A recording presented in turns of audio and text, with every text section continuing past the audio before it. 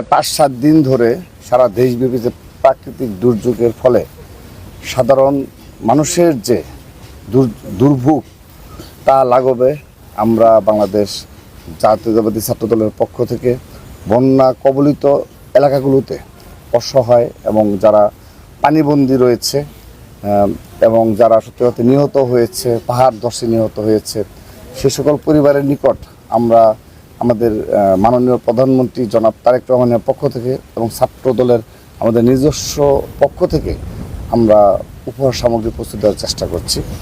তারই ধারাবাহিকতা বিগত 3 দিন যাবত আমরা এটা করে যাচ্ছি। তারই ধারাবাহিকতায় আজ আমরা কক্সবাজারে এসেছি। এখানে পাহাড় ধসে বেশ কয়েকজন নিহত হয়েছে এবং বেশ কিছু পরিবার ক্ষতিগ্রস্ত হয়েছে এবং অনেকগুলো এলাকা বন্যা কবলিত হয়, পানিবন্দী রয়েছে। তো আমরা চেষ্টা করে যাচ্ছি যে আমরা আমাদের ক্ষুদ্র পরিসরে করে যাচ্ছি, কিন্তু এটির প্রতীকী হলো বন্যা কবলিত এলাকাগুলোতে আমাদের যে সকল নেতাকর্মী রয়েছে তারা উৎসাহিত হয়ে আরও বৃহৎ পরিসরে তারা এই কাজ পরিচালনা করছে।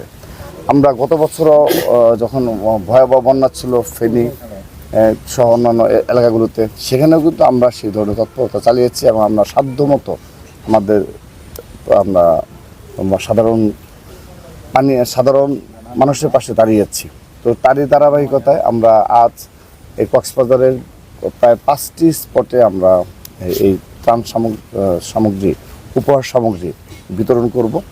তো আমি আমার আজকের এই আয়োজন থেকে আমি ছাত্রদলের সকল পর্যায়ের নেতাকর্মীদের আবারও আমরা অনুরোধ রাখছি যে তারা এই ধরনের মানবিক কাজে উৎসাহিত হবে এবং আমি ধন্যবাদ জানাচ্ছি বিগত 3 দিন যাবত তারা নিরলস কষ্ট করে যাচ্ছে, কিন্তু এর ধারাবাহিকতা শেষ দিন পর্যন্ত অব্যাহত রাখে। কারণ আমরা জেনেছি আরও 5 দিন সম্ভবত একাধারে বৃষ্টি হবে, এটা আমরা জানতে পেরেছি আবহাওয়ার সংবাদে।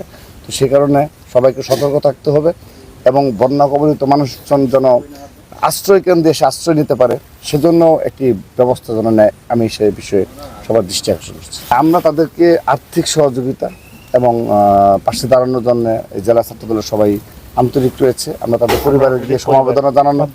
আমরা আজকেও আপনাকে নিয়ে আমরা প্রোগ্রাম করব। পাহাড় ধসে নিহত পরিবারের কাছে, সব পরিবারের কাছে আমরা যাওয়ার জন্য চেষ্টা করছি। সময় থাকলে সব পরিবারের কাছে যাব, আর না হলে আমরা 3টি পরিবার সিলেক্ট করেছি, ওনাদের পরিবারের কাছে যাবো আর কি।